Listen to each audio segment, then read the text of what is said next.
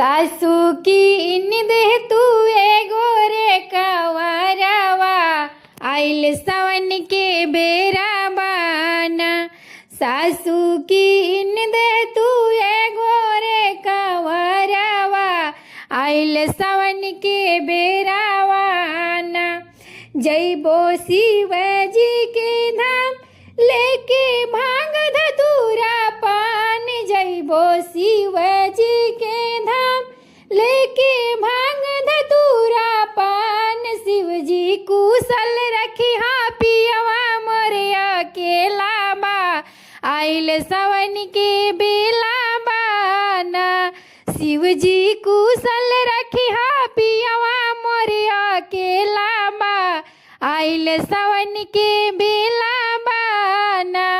सासू की इन दे तू एगो रे कवरवा आइल बा सावनवा ना।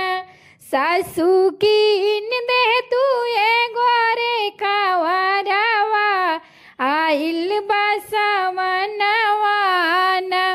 जैबो बासुकी धाम लेके लोटावा के धार।